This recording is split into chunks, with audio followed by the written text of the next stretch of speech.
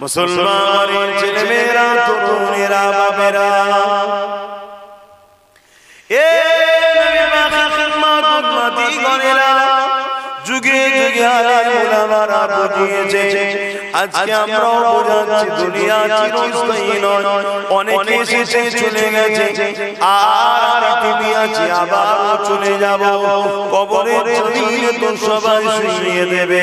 মিনহা খালাকনাকুম ওয়া ফিহা নুঈদুকুম ওয়া মিনহা নুখরিজুকুম তারাতান উখরা, বলে তো মাটি দিয়ে আসবে। ওই কবরের জমিনে যদি তুমি আমি দুনিয়ার জিন্দেগিতে আল্লাহ ও রাসূলকে খুশি করে যেতে পারি, তবে কবরের জমিনে আল্লাহ তোমার আমার জন্য জান্নাতের একটা টুকরা বানিয়ে দেবে। মৃত্যু তো হবে, এটা সত্য কথা নাকি? আর না মৃত্যুর দরজা বন্ধ হয়ে গেছে, আর হবে না। মৃত্যু হবে, এটা সত্য কথা। যদি তুমি আমি আল্লাহ ও রাসূলকে নারাজ করে যাই, কবরের জমিনে জাহান্নামের একটা গর্ত করা হবে। আল্লাহ কিছু কিছু সময় কিছু কিছু নিদর্শন দেখিয়ে থাকে। অনেক কবর ধসে গেছে, যাওয়ার পর দেখা গেছে মাইয়িত তো টাটকা আছেই আছে, কাফনটাও টাটকা আছে। জোরে বলবো সুবহানাল্লাহ। আবার অনেক কবর তার ভেতর থেকে দাও দাও করে আগুনের নিদর্শন দেখাচ্ছে। আল্লাহ এত কিছু দেখাবার পরও যদি আমরা না শুধরাই, তাহলে জানতে হবে খাতামাল্লাহু আলা কুলুবিহি, আমাদের অন্তরে আল্লাহ মোহর করে দিয়েছে। এ দুনিয়া দুনিয়া চিরস্থায়ী নয়। আল্লাহ নবী তিনি তোমাকে আমাকে জানিয়ে দিয়ে গেছে, একটা দিন তোমাকে আমাকে কবরের জমিনে যেতে হবে। ওই কবরটা হলো আখিরাতের প্রথম মঞ্জিল। ওই কবরে যাওয়ার আগে দুনিয়ার বাকি যতদিন আল্লাহ জিন্দেগি দিয়েছে, ওয়ালতানজুরু নাফসুম মা কদ্দামাত লিগাদ, প্রতিটা নফসের উচিত আল্লাহ কোরআনে জানিয়ে দিলেন আখিরাতের জন্য সঞ্চয় তৈরি করে নেওয়া। কেন আখিরাতটা বড় কঠিন জায়গা হবে। আমরা তো সবাই বলি পরকাল আখিরাত, কত কঠিন। আল্লাহ নবী সাহাবা হুজুরকে নিয়ে প্রায় আলোচনা করেন, বাবারা তোমরা আখিরাতের জন্য চিন্তা করো বাবা, আল্লাহ পাকের কাছে ময়দানে মাশরের জন্য দোয়া চাও বাবা। সাহাবা হুজুররা জিজ্ঞাসা করলেন, ইয়া রাসূলুল্লাহ হাবিবাল্লাহ, ময়দানে মাশরটা কেমন হবে হুজুর? আপনি বারবার ময়দানে মাশরের জন্য সতর্ক করেন। আল্লাহ নবী বলেছেন একটা দিন হবে, কানা মিকদারু 50 আলফ সানাতি, 50,000 বছর দিন হবে। এই রকম লম্বা একটা দিন হবে। ওই দিনে মানুষকে ওই জমিনের উপরে দাঁড়িয়ে থাকতে হবে, যেখানে মাতার দেখলা এত করে আল্লাহ সূর্যকে নামিয়ে দেবে, সূর্যের 12 ঘন্টা আল্লাহ বাড়িয়ে দেবে, মানুষের মাথা খিলমুল করে করে নাক দিয়ে ঝরে ঝরে পড়তে থাকবে। এই যুবকেরা, আজ উলামারা বলে বেড়ায়, তোমাদের হয়তো বিশ্বাস হচ্ছে না। আর যদি সত্যি হয় তখন কি হবে?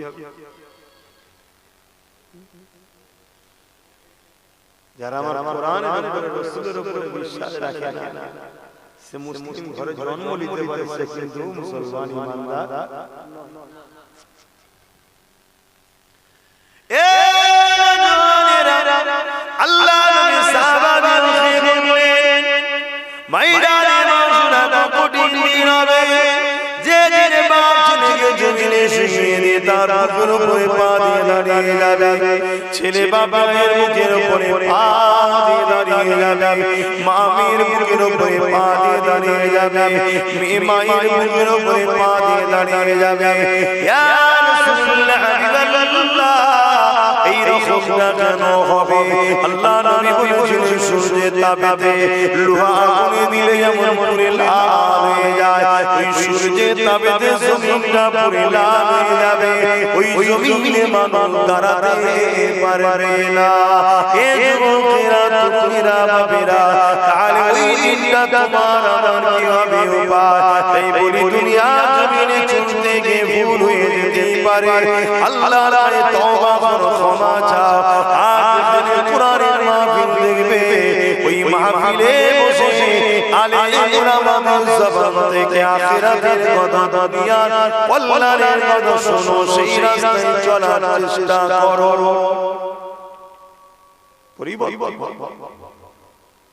মানুষ মাত্র ভুল হয়ে যায়, চেষ্টা করতে হবে পরিবর্তন হবে।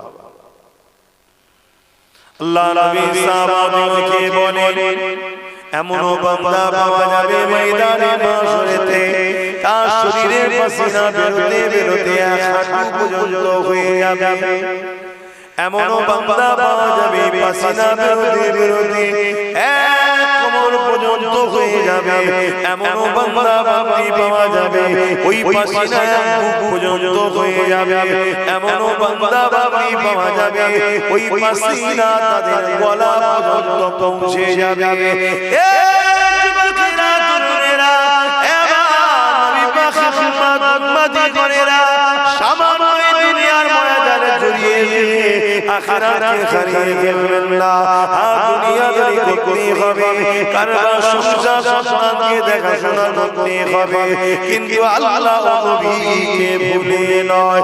যে নবী আমার কোনদিন তোমাকে আমাকে ভুলেনি, সেই নবীকে তুমি আমি কি করে ভুলিয়ে যায়? সারাটা জীবন উনি আমার তোমার জন্য কেঁদেছে, এখনো রোজা মুবারকে তোমার আমার জন্য কাঁদতেছে।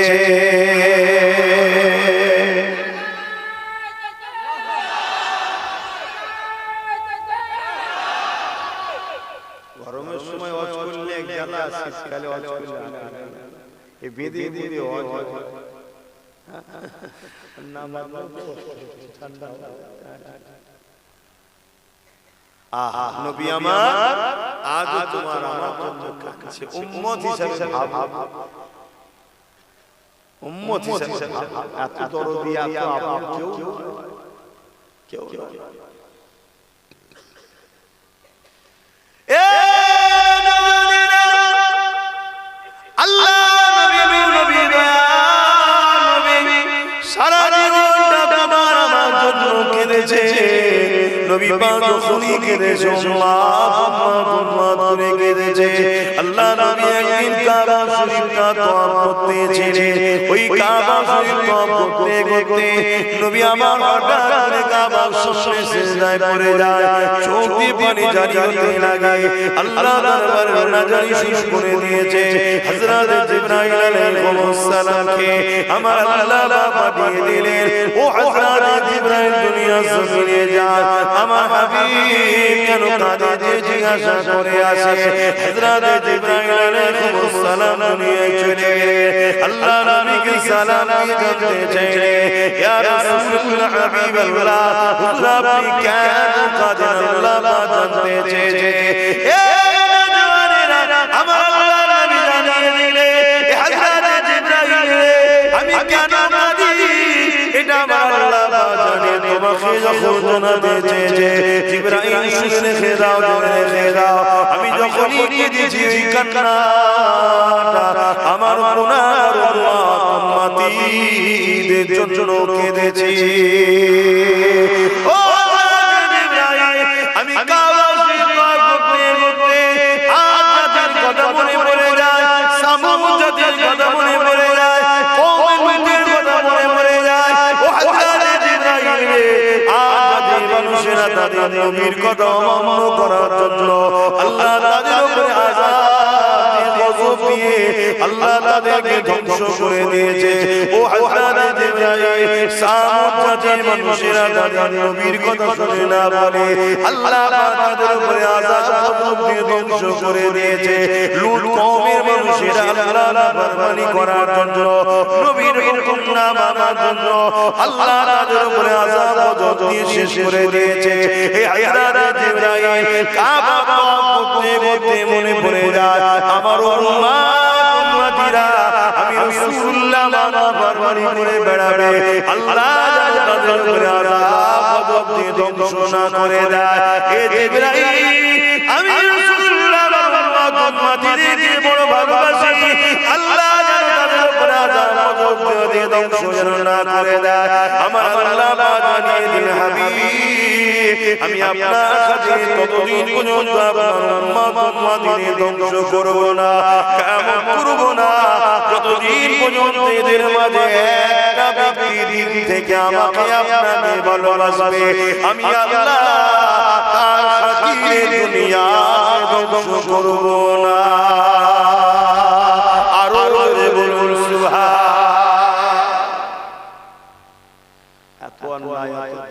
নাফরমানি করার পরও আল্লাহ যে আমাদের থেকে খাবার কেড়ে নেয়, আসমান থেকে কোনো আযাব দেয়নি, যেমন অন্য অন্য নবীর সময় হয়েছে, তাদের নবীর উম্মতরা অমান্য করেছে, আসমান থেকে পাথর বর্ষণ হয়েছে, পাথর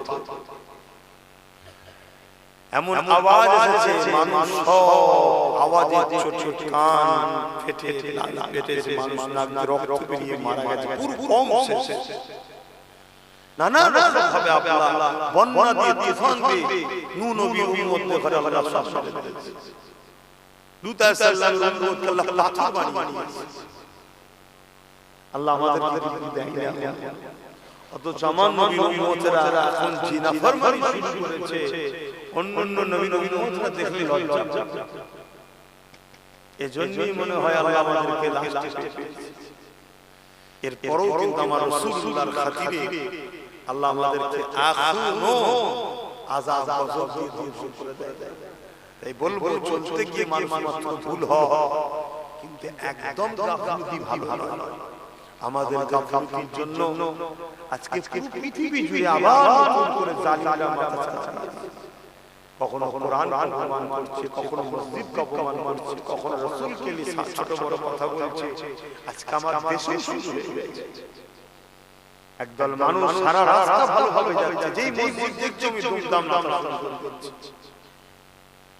একদল মানুষ সমাজের মধ্যে বেরিয়ে গেছে। এখন আমাদের যুবকরা মসজিদ যায়, মসজিদগুলো ফাঁকা হয়ে আছে, এই সুযোগটাকে ওই জালিমরা কাজে লাগাচ্ছে। যদি আমার যুবকরা মসজিদে যেত তাহলে জালিমদের ক্ষমতা ছিল না কিভাবে আল্লাহর ঘর অপমান করবে। আল্লাহ কিন্তু তোমার আমার কাছ থেকে কৈফিয়ত নেবে। তুমি ভেবুনি ছেড়ে দিয়েছে, ছাড় দিয়েছে, ছেড়ে দেয়, আবার নতুন করে বড় দুঃখের বিষয় সংবিধান বিরোধী কাজ করে মসজিদগুলোকে সব খোঁড়ার নামে ধ্বংস করতে চাইছে। বলছে মসজিদের তলায় নাকি মন্দির। আমি অন্য কোন ধর্মকে ছোট করতে চাইছি না। এরা ধর্মের সুশীলদের রাজনীতি, এরা মোটেই হিন্দুদের কেউ যা মসজিদের তলায় বাবরি মসজিদের তলাতেও বলেছিল হয়েছে, খুঁড়ে ভাঙলো পেলো, কিন্তু ভেঙে শহীদ করে দিল না। এটা হলো একটা বাহানায় কোর্ট থেকে রায় লাও, কোর্টের কথাও বলবো, কোর্টে জেনারেল জজ সাহেব আছে, আজকে সংবিধানকে মান্যতা না দিয়ে মানুষের আস্থার উপর চলছে। এই সব কিছুর জন্য বাবা মাই আমরা আল্লাহ আমাদেরকে বুঝে ছাড়বেন না। এক তো দুনিয়ায় দুদিন মরণ দেবে, পরকালে জাহান্নাম অপেক্ষা করছে যদি আমরা ফিরে না আসি, পরিবর্তন না হয়। নবীকে মুহাব্বত করে, দিলে ঈমান আনে। নবীর মুহাব্বত ও আদবের নাম হলো ঈমান। ঈমান থাকলে কোন জিনিসকে ভয় লাগে না, অন্যায় থেকে যত বড়ই যেই হোক, দানব হোক আর জিন হোক আর মানবী শয়তান হোক আর ইবলিস হোক, ভয় কাউকে খায় না ইমানদাররা। উপরন্তু ঈমানদারকে দানব ভয় পায়, জিনও ভয় পায়, মানব শয়তান ঈমান হলো প্রেম, যেটা আমাদের মধ্যে খুবই কম। একেবারে নেই বলবো না, নেই মানে বেঈমান। আমি তো বেঈমান কাফের বলতে পারবো না, তবে কিন্তু খুবই কম। কতটা কম? ওই কচুর পাতায় পানি দিয়ে দেন যেমন টলমল করছে, আমার ঈমান এরকম টলমল করছে। এ জায়গাতে আপনার সময় আছে, তওবা। দুনিয়াবি গান বাজনা যাত্রা ফাংশন লোভ লালসা এবং বদমাইশ চুরি জালিম অত্যাচারী চোর ডাকাত খুনি নেতাদের সোহবত ছাড়ুন। এরা আপনাদের ঘরে ঘরে ভালো জিনিস দেবেন না, এরা আপনাদের ঘরে খারাপ কি দিয়ে দেবে। আসেন আলেমে হাক্কানিদের সোহবত উঠাবাসা করেন, যাদের মুখের দিকে তাকালো ছোট ছোট গুনাহ মাফ হয়ে যাবে। জোরে বলুন সুবহানাল্লাহ। কারণ এরা নবীর ওয়ারিস আলেমে হাক্কানি। আল্লাহ আমাদেরকে বুঝার তৌফিক দান। বাবেরা জওয়ানেরা যুবকেরা তরুণেরা হে আমার নবী পাকের উম্মত উম্মতি গণেরা, এই দুনিয়া মা তোমার কারো জন্য চিরস্থায়ী নয়। কত মানুষ এসেছে বালাখানা তৈরি করেছে, সব হয়ে গেছে চলে গেছে। আবার কত মানুষ রাজক্ষমতা দখল করেছে, ওই গদি রয়ে গেছে, মানুষগুলো চলে গেছে। তাই বলে দিয়ে যায় হৃদয়ের মধ্যে আল্লাহ নবীর প্রেম ও মহব্বত নিয়ে যায়। যে নবী আমার সারা জীবনটা তোমার আমার জন্য কেঁদেছে, সেই নবীকে মহব্বত করেন, ভালোবাসেন। এই জীবনটাকে রাসূলুল্লাহর জন্য আল্লাহর জন্য কুরবান করে দেয়।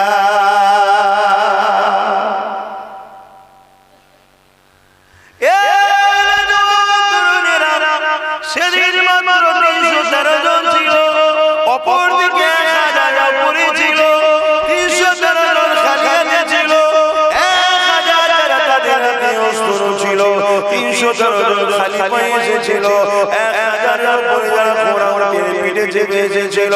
313 জন যারা তাদের গায়ে জামা কাপড় ছিল, 1000 উপরে যারা তাদের গায়ে লোহার যুদ্ধের ড্রেস ছিল। কিন্তু 313 জনের মধ্যে এমন একটা পাওয়ার ছিল, ওই পাওয়ারের কাছে 1000 সুসজ্জিত যোদ্ধা পরাজিত হয়ে গিয়েছিল।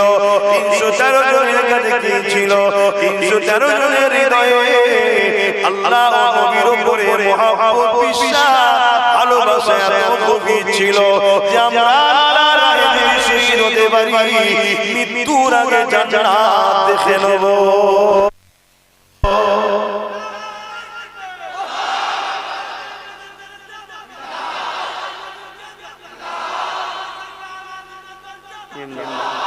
বড় আল্লাহ বড় প্ল্যান করে আমাদের সেই ঈমানকে বার করে নেওয়া হচ্ছে। বড় প্ল্যান আমাদের ছেলেদের কাছে এই ঈমানের মূল্য কত এটাই ভুলে যাচ্ছে। কেন? দুনিয়া জানে এদের কাছে যতদিন ওই অগাধ বিশ্বাস, ভালোবাসা, মহব্বত, আদব আল্লাহ ও রাসূলের উপরে থাকবে, ততদিন এদের সংখ্যাটা কত সেটা বড় কথা নয়। ইরাই এ জওয়ানেরা, আজ হিন্দুস্তানের জমিনে একজন সুলতান-ই-হিন্দ গরিবে নওয়াজ খাজা মুঈনুদ্দিন আজমিরি সিস্তানি রাহমাতুল্লাহ আলাইহি, যিনি সুলতান-ই-হিন্দ, বাদশাহ, আতায়ে রাসূল, আহলে রাসূল, হাসান হুসাইনি, আজ পর্যন্ত দেখি গরিবে নওয়াজ ছিলেন পুরো হিন্দুস্তানের জালিম হুকুমত। গরিবে নওয়াজকে চেয়েছিল খুশি করার, কিন্তু গরিবে নওয়াজ কিছু করতে পারে না, কেননা গরিবে নওয়াজের অন্তরে আল্লাহ নবীর প্রেম ও ভালোবাসা ছিল।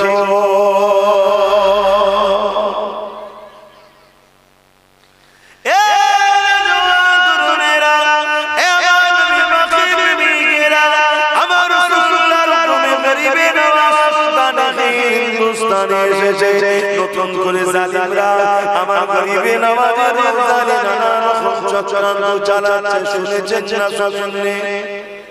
একটু গরিবে নওয়াজকে নিয়ে বলে যায়। আল্লাহ নবী দয়া নবী গরিবে নওয়াজকে হিন্দুস্তানে পাঠিয়েছিলেন।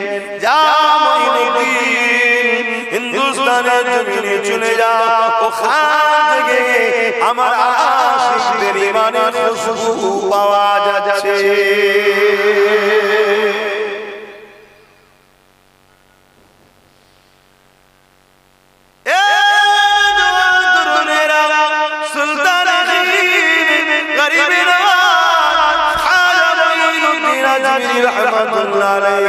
হিন্দুস্তানের জমিনে চলে আসে, এমন করে আনা সাগরের পাশে একটা খালি জায়গা পড়ে রয়েছে।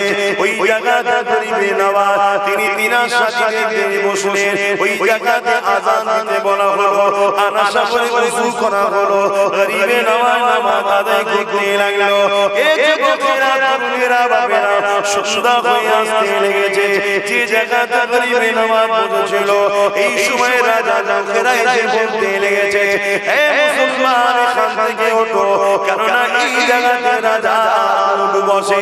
গরিবে নওয়াজ বলতে লাগলেন, বিশাল জায়গা পড়ে রয়েছে, অন্য কোন জায়গাতে তোমরা তো বাঁধতে পারো, কিন্তু রাজা লোকেরা বলতে লাগলো, না, এই জায়গা থেকে আপনাকে উঠতে হবে, কেননা এই জায়গাতে রাজা লোকটা বসবে। গরিবে নওয়াজ খলিফাদেরকে বলতে লাগলেন, চলো বাবা, এই জায়গায় যখন রাজা বসবে, বসে থাক, আমরা অন্য জায়গায় চলে যাই। গরিবে নওয়াজ বলে যখন চলে গেলে, পরের সকালে যে উঠে আবার চড়বার জন্য নিয়ে যেতে চেষ্টা চলছে, কিন্তু ওই জায়গাতে আর যেতে পারছে না, কেননা গরিবে নওয়াজ বলেছে, এই জায়গায় যখন বসবে, বসেই থাক। এই যে বসেই থাক যখন বলেছে, ওই উঠকে তোলার চেষ্টা করতে লেগেছে, অনেক আঘাত দিচ্ছে, কোনোভাবেই উঠাতে পারছে না। এই খবর রাজা চলে গেল। রাজা যখন বললে, যাও ওই মুসলমান সাহেবকে যে বলো ভুলে গেছে, অবালা পশু খেতে পারবে না, ওদেরকে ছেড়ে দিতে বলো।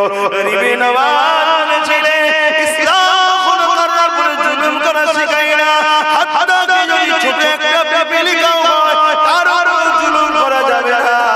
তাই আমি কখনো অবালা পশুর উপরে জুলুম করিনি, কিন্তু এই পশুগুলো জিনার রুমে বসে আছে, ওই পশুগুলোর কাছে যে বলতে বলো, জিনার রুমে উঠে পড়ো, অবশ্যই দেখবে আল্লাহ দয়া দিতে পারবে।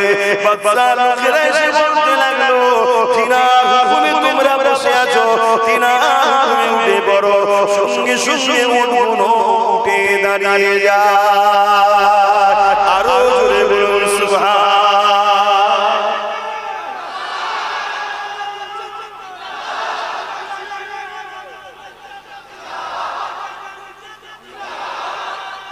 আল্লাহ তাকবীর দাও, আল্লাহ দাও, রাসূলের দাও, রাসূলের দাও, দ্বীন ইসলামের দাও, আমার তাকবীর দাও, কারণ জলসা। কথা বুঝে আসছে?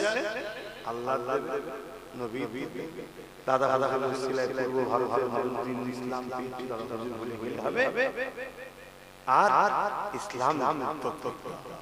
কথা বুঝে আসছে? তো যা আমার গরিবে নওয়াজ খাজা মঈনুদ্দিন চিশতি আজমিরি 850 বছর আগে যে উঠে বসেছিল, সেই উঠকে তোলার কারো ক্ষমতা হয়নি। আজকে নাকি শুনছি গরিবে নওয়াজের মাজার কাছে শুনছি।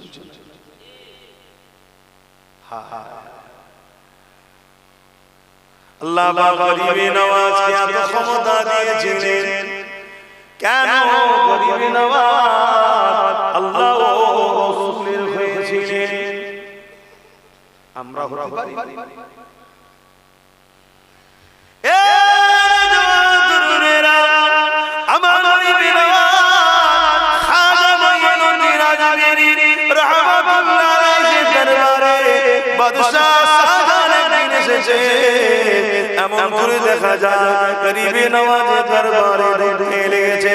কোন কোন কিতাবে হুজুরের কথা আছে, যা তিনি রওজার মধ্যে ঢুকতে লেগেছে, ওই গেটে দেখা যায় একজন মানুষ দাঁড়িয়ে দাঁড়িয়ে কাঁদে আর বলে, এই সুলতান খির আমার চোখের রোশনি নাই, দোয়া করে যেন আল্লাহ ফিরিয়ে দেয়।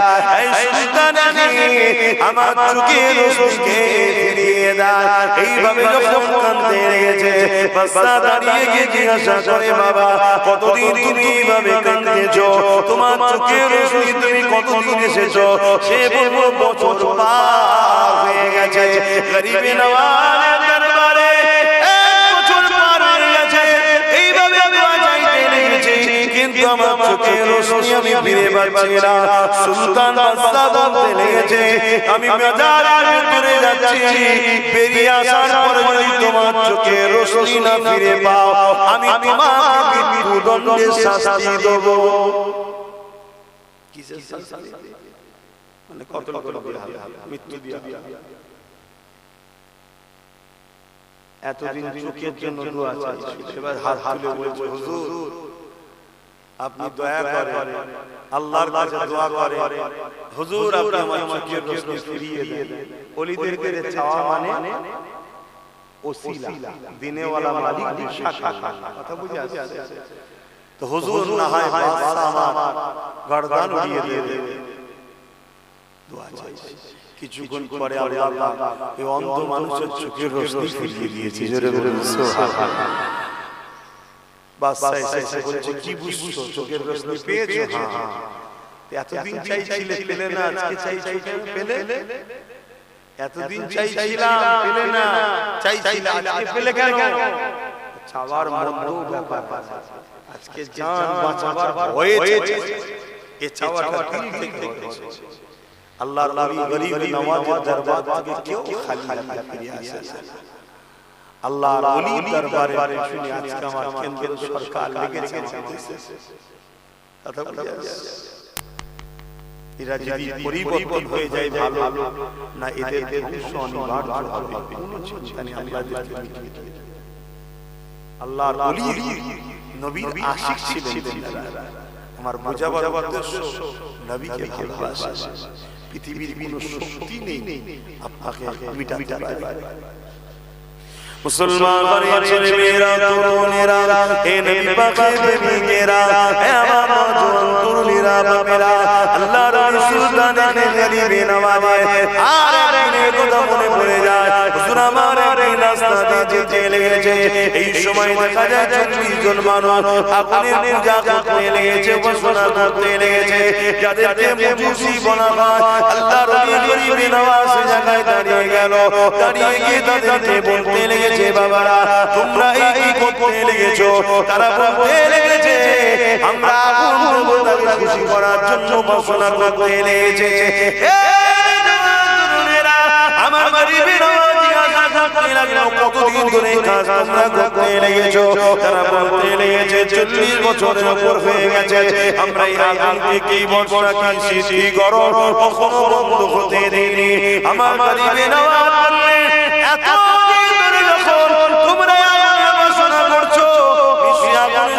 তোমাদের মহব্বত হয়ে গেছে, একজন হাত দেখা কেমন মহব্বত হয়েছে। তারা বলতে লাগলো, আগুনের কাজ তো করিয়ে দিবা, আগুন আমাদেরকে করিয়ে দেবে। গরিবে নওয়াজ ছিলেন, আগুনের ক্ষমতা নাই কাউকে পুরাতে পারে।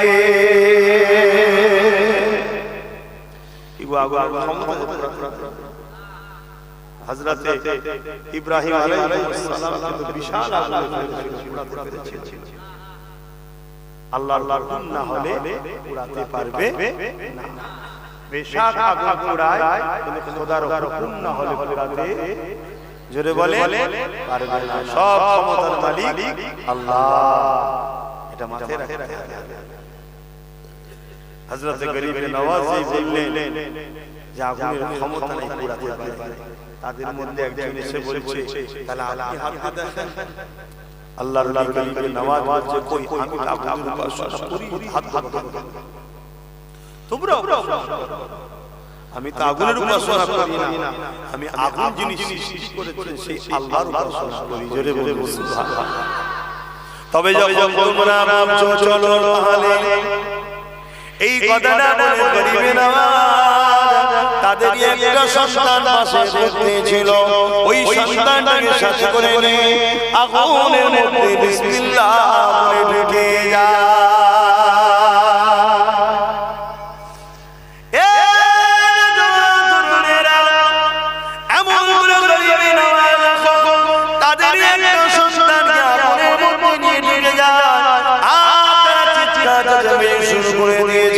আরে মুসলমানটা নিজে পূর্বে পুরুষ আমাদের বাচ্চাটাকে কেন সাথে নিয়ে গেল এই কথাই কথাই লোক বাড়তে লেগেছে তীর জমে গেছে তীর বহু কেটে যাবার পরে এমন করে গরিবে নামাজ কাপড়টা ঝাড়তে ঝাড়তে ঝাড়তে ঝাড়তে ওই বাচ্চা আগুনের মধ্যে থেকে বাহির হতে লেগেছে আরো জোরে বলুন সুবহান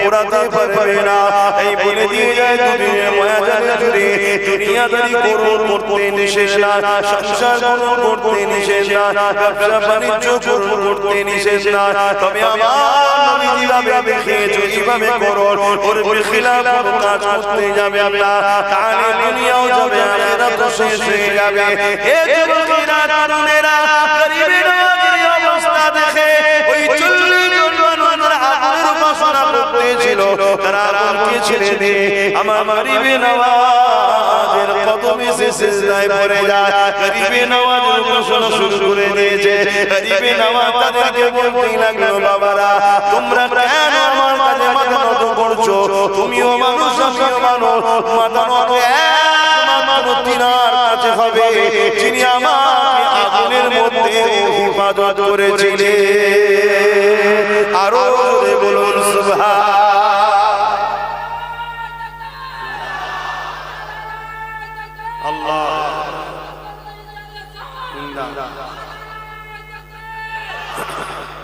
আগুনের মধ্যে গরিবের নামাজকে হিফাজত যিনি করেছেন তিনি কে আমি সবাইকে জিজ্ঞেস করছি কে হে আল্লাহ আছেন দুর্বল হয়ে গেছে নাউযুবিল্লাহ মিন যালিক লা হাওলা ওয়ালা কুওয়াতা তাহলে ঘাবড়াবার কি আছে আল্লাহকে ধরো তিনি এখনো আছেন তিনি এখনো আছেন কোন জিনিস যেনাকে স্পর্শ করতে পারে না দুর্বল কমজোর তিনার কোনো শুরুও নাই শেষও নাই তিনি তো আল্লাহ জোরে জোরে সুবহানাল্লাহ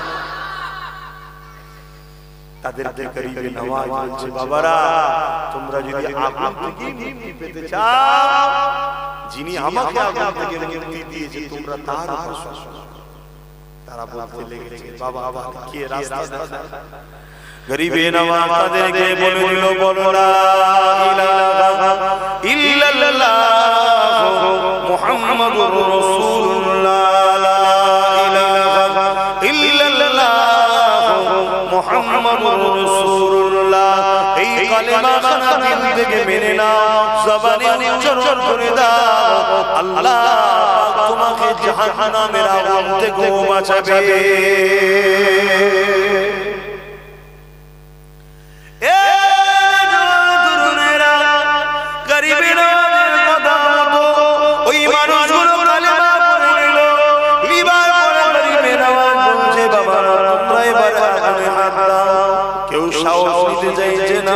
গরিবে নওয়াজ বললেন যদি দিল থেকে কালেমা বিশ্বাস করে দাও তাহলে চিন্তা করো না কিছুই হবে না তাদের মধ্যে থেকে ওকে বলছে প্রত্যেকে 40 জন যখন আগুনের মধ্যে হাত দিয়েছে হাত দিয়ে বার করে তার হাত দেখতে লেগেছে হাতের একটা পশম পর্যন্ত আগুনে পুড়ে যায় এই কথা চতুর্দিকে ছড়িয়ে গেল দলে দলে মানুষ গরিবে নওয়াজের কাছে আসে ঈমানের কালেমা পড়ছে মুসলমান হচ্ছে এভাবে দিন ইসলাম এসেছে শুনছেন তো নাকি আর এখন আমরা কি দেখছি একদল ঘন চিৎকার দিয়ে বলছে ধর্ম বাঁচাবার জন্য অস্ত্র রাখা বলছে ধর্ম কখনো অস্ত্র দ্বারা বাঁচানো যায় না ধর্ম বাঁচাতে গেলে নিজেকে ভালো মানুষ হতে হয় মানুষকে ভালোবাসতে হয় ভালো মন তৈরি করতে হয় তাহলে তোমার আখলাক ব্যবহারে মানুষ তোমার উপর মুগ্ধ হবে, তবেই তো তোমার দিকে মানুষের আকর্ষণ হবে। কিন্তু দুনিয়ার জালিমরা যুগে যুগে চেষ্টা করেছে আমার নবী ইসলামকে মিটাবার চেষ্টা যুগে যুগে করেছে। এটা নতুন নয়, যুগে যুগে চেষ্টা করেছে। কিন্তু আলহামদুলিল্লাহ আল্লাহ পাক যুগে যুগেই জালিমকে ঘরে পাঠিয়েছে, আমার নবী দ্বীন ইসলামকে আল্লাহ হেফাজত করেছে। জোরে বলুন সুবহানাল্লাহ। আর প্রতিটা বাড়ি দেখা গেছে ক্ষমতা তাদের হাতে ছিল, অস্ত্র তাদের হাতে ছিল, সৈন্য তাদের হাতে ছিল, তথাপিও কামিয়াব ইসলামের দিকে হয়েছিল।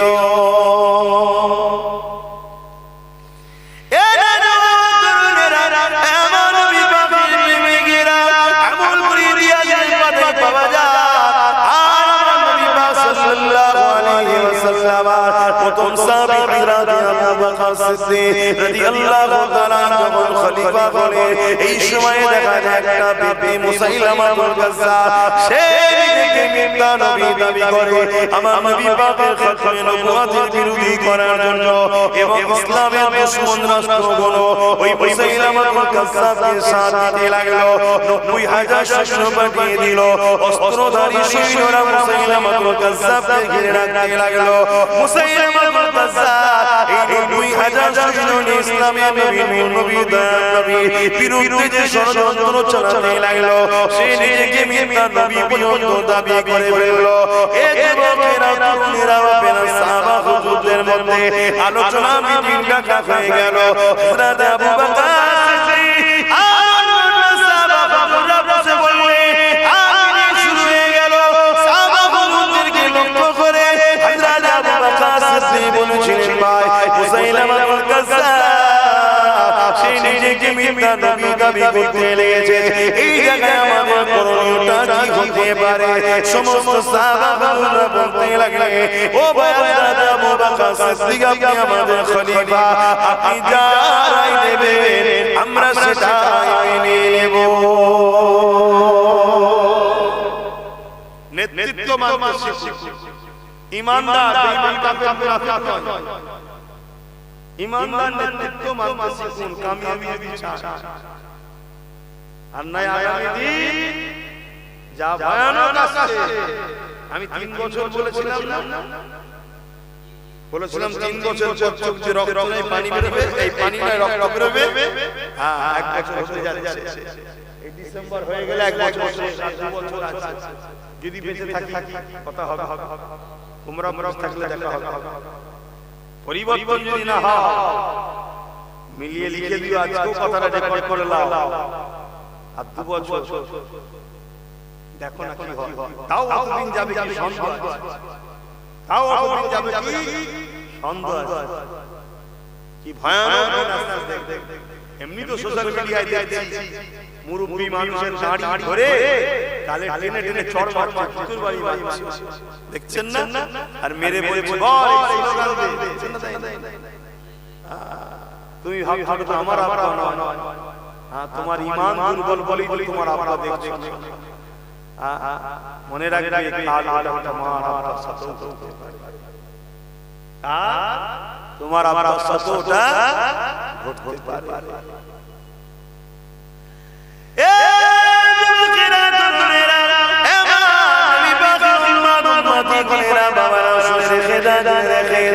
আমার নবী পাক সাল্লাল্লাহু আলাইহি ওয়াসাল্লাম সাহাবী হযরত আবু বকর সিদ্দিক রাদিয়াল্লাহু তাআলা তিনি এমন করে রওনা দিয়ে দিলেন, সাহাবা হুজুরদের ঘরে নিয়ে আলোচনার মিটিং হতে লাগলো। সাহাবারা বলতে লাগলেন, ও হযরত আবু বকর সিদ্দিক আপনি যা ফয়সালা দেবে এইটাকে আমরা মেনে নেব।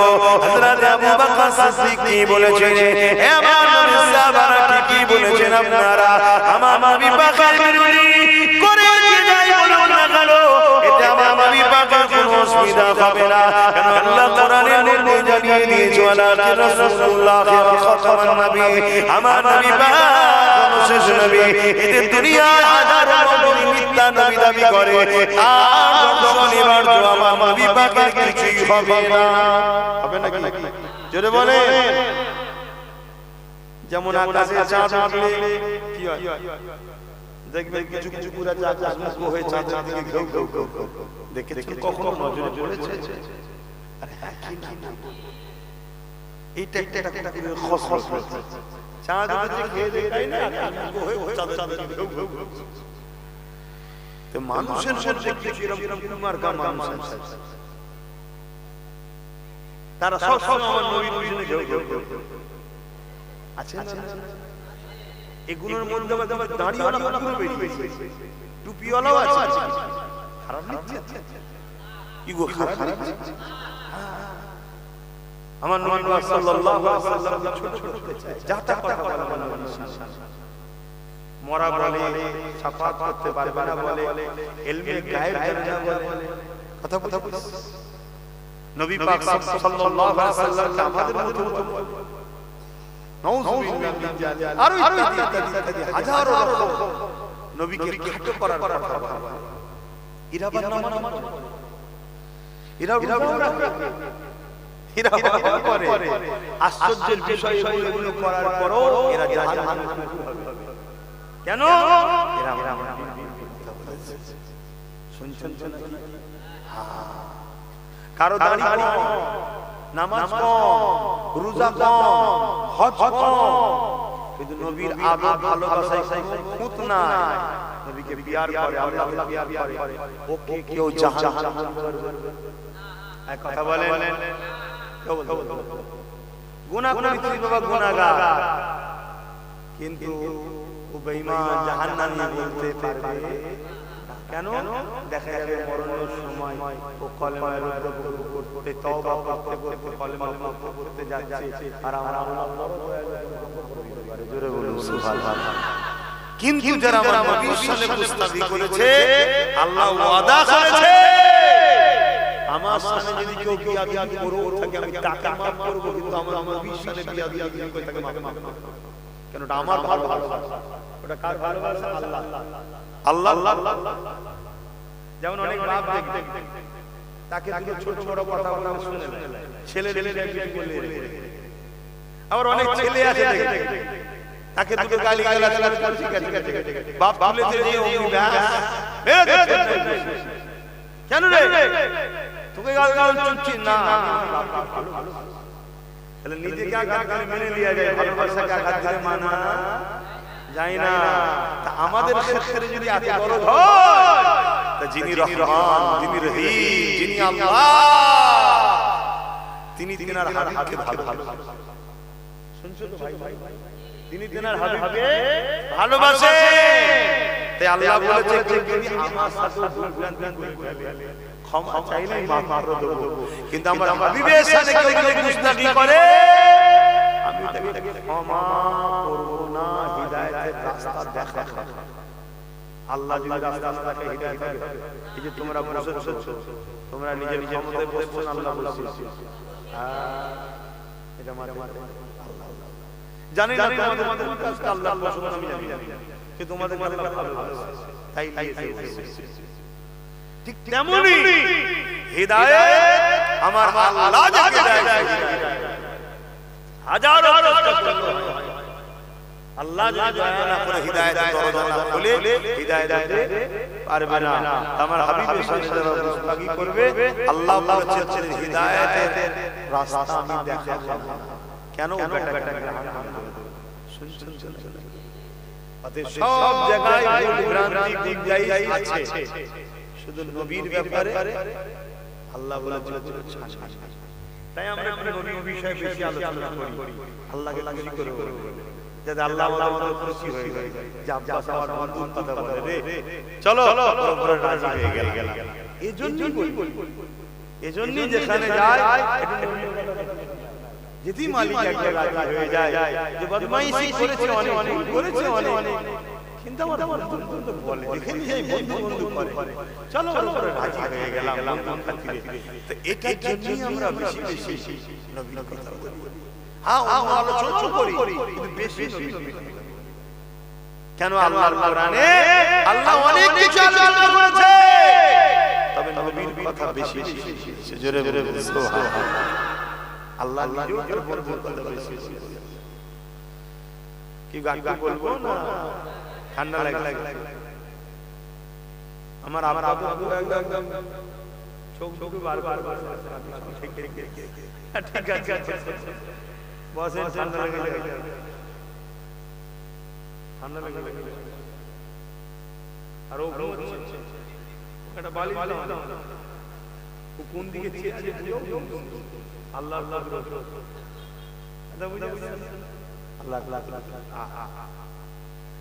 আল্লাহ আল্লাহ দরুদ শরীফ আল্লাহুম্মা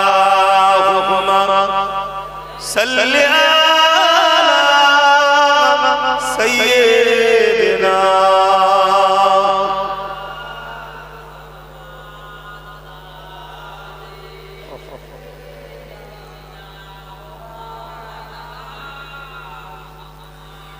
रहमत बरस रही है दरबार मुस्तफा में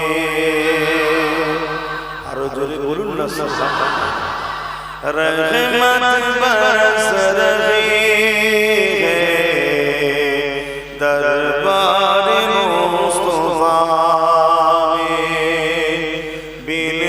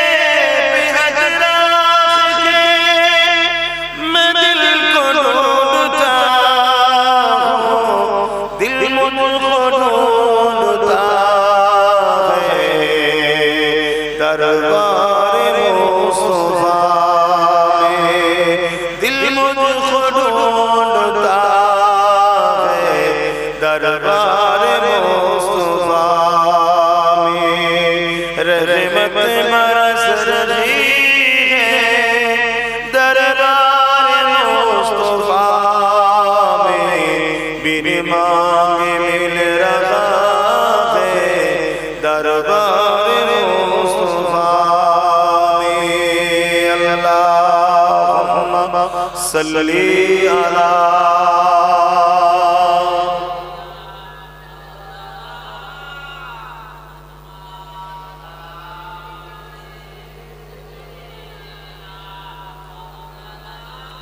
मुसलमान चले मेरा तरुणेरा मेरा ए नौजवानेरा যুবকেরা মুফতি শুনে খেদা হযরত আবু বকর সিদ্দিক তখন জানিয়ে দিলেন হ্যাঁ দুনিয়ার মানুষ যদি আমার নবী পাকের পিছনে লাগে এতে আমার নবী পাকের কিছু যায় আসে না যেমন আমি আগে বললাম দুনিয়ার একদল মানুষ বিশ্বাস লাগে তারাও যদি নবীর পিছনে ঘেউ ঘেউ করে যেমন আকাশের চাঁদ কিছু যায় আসে না সব কুকুর যদি আগে হয়ে যদি আকাশের দিকে ঘেউ ঘেউ করে চাঁদের কিছু হবে আমার নবী পাক সাল্লাল্লাহু আলাইহি ওয়াসাল্লামের পিছনে যদি দুনিয়ার মানব প্রশ্ন যদি ঘেউ ঘেউ করে এটা আমার নবী কিছু যায়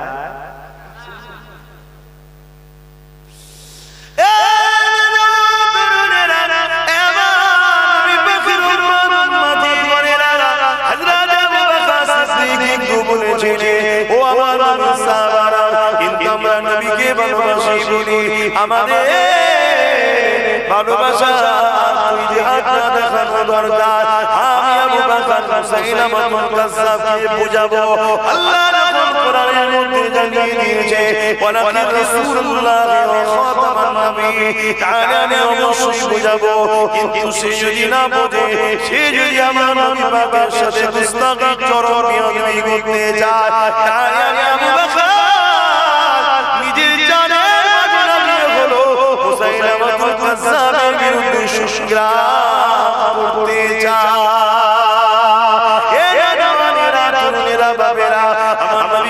সাহাবা হুজুররা হযরত আবু বকর সিদ্দিকের কথা শুনে বলল ভাই আপনার সাথে আমরা একমত হয়েছি এই কথাগুলো কাজ হতে লাগলো হযরত আবু বকর সিদ্দিক 10,000 নবী পাকে যুবক সাহাবা হুজুরদেরকে একত্রিত করে দিল 10,000 যুবক সাহাবা হুজুরদেরকে এক করে নিয়ে মুসাইলামাতুল কাজ্জাবে রওনা দিল মুসাইলামাতুল কাজ্জাব 90,000 অস্ত্রধারী সৈন্য নিয়ে তারা এমন করে ঘিরে রেখেছে মুসাইলামাতুল কাজ্জাবকে হযরত আবু বকর সিদ্দিক মুসাইলামাতুল কাজ্জাবের কাছে গিয়ে তাকে বুঝাতে লাগলো এ মুসাইলামাতুল কাজ্জাব কেন তুই মিথ্যা চরাচর কোরআনে যখন জানিয়ে দিয়েছে ওয়ালাকিন রাসূলুল্লাহ ওয়া খাতামান নবী তুমি তওবা করো পরিবর্তন হও ফিরে আসো মুসাইলামাতুল কাজ্জাব আবু বকর সিদ্দিকের কথা শুনছে না সে সামনের দিকে তাকিয়ে দেখছে আবু বকরের সাথে মাত্র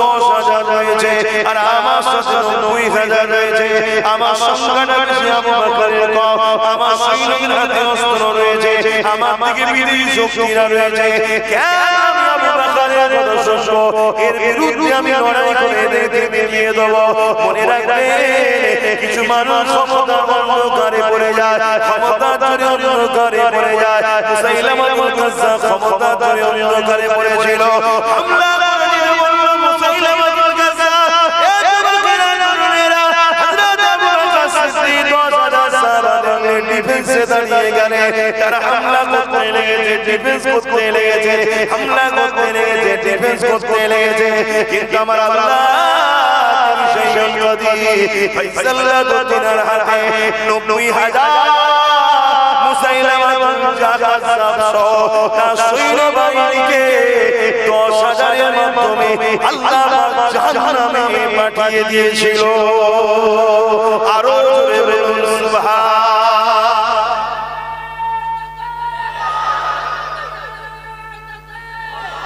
কামিয়াবি সংখ্যা দেখে অস্ত্র দেখে বোম দেখে বন্দুক দেখে তাকতের অহংকারে তাকতের দেখে হয় না কামিয়াবি আল্লাহর পক্ষ থেকে হার জিত কার হুকুমে হয় আল্লাহ আল্লাহ কখনো মুমিনদের ঘরে জিতায় আবার কখনো মুমিনদের পরীক্ষার জন্য হারিয়ে দেয় কিন্তু ইতিহাসের পাতা বলছে যারা ইসলামকে মিটাতে গেছে নবীর শানে গুস্তাখি করেছে আমার আল্লাহ তাদেরকে মিটিয়ে দিয়েছে জোরে বলুন সুবহানাল্লাহ এতটুকু মনে রাখবে আমার দেশে একজন রাজা ছিল আকবর নামটা শুনে মনে হচ্ছে মুসলমান কিন্তু শয়তান বেঈমান সে কোরআনের বিরুদ্ধে একটা কিতাব পার করেছিল দ্বীনে ইলাহি দ্বীনে ইলাহি বলে কিতাব পার করেছিল তার লক্ষ্য ছিল কোরআনকে মিটিয়ে দেওয়া যেমন আজকে অনেকে লক্ষ্য করছে না কোরআন মিটাতে বলছে না বলেন আপনারা জানেন কি জানেন না সংক্ষেপে একটা আসছে পরে কখনো আলোচনা হবে ওই যে স্কুল বা মাদ্রাসা ছেলেরা পরীক্ষার খাতার রেজাল্ট জানেন এই মার্কশিটে দেখবেন কে কত নম্বর পেয়েছে সাবজেক্টের পাশে নম্বর লেখা থাকে সাবজেক্টের নাম লেখা থাকে বাংলা অঙ্ক ইংরেজি সব লেখা থাকে না ঠিক মাদ্রাসা বোর্ডে এই সাবজেক্টের ওখানে একটা সাবজেক্ট ছিল কোরআন। কি সাবজেক্ট? কোরআন। রাজ্য সরকারের নতুন মার্কশিট বেরিয়েছে, তাতে কোরআন শব্দটা শুনছেন? কিন্তু আমার উম্মত তো কোরআন, আমার নবীর উম্মত তো কোরআন উঠে যায়। আমার তো পেট চলছে না এখানে বলা, তোমার পেটে আল্লাহ জাহান্নামের আগুন দিয়ে ভরা ভরা চিন্তা করছে। দুনিয়া তো ভরা ভরা, আখিরাত তো ভরা ভরা। আর যদি বলেছো না এতদিন অন্যায় করেন আলাদা কথা, আজ যখন কোরআনের বিরুদ্ধে লেগেছে আন্দোলন, তাহলে আমাদেরকে সজাগ হতে হবে। যেমন কেন্দ্র সরকার ইসলামের দুশমন, মসজিদের দুশমন, মাদ্রাসার দুশমন, তাই কেন্দ্র সরকারকে কোনোভাবেই আমরা অ্যাকসেপ্ট করতে পারি না, কারণ সে ইসলাম কোরআন দ্বীনের দুশমন। ঠিক না বেটা? ঠিক তেমনই আজকে রাজ্য সরকার কোরআনকে মিটাবার জন্য কোরআনের বিষয় আমার এই কথাটাকে তুমি যাও না দেখো, ভুল বললে প্রটেস্ট করো, আর দিদি ঠিক বলে তুমি যদি ঈমান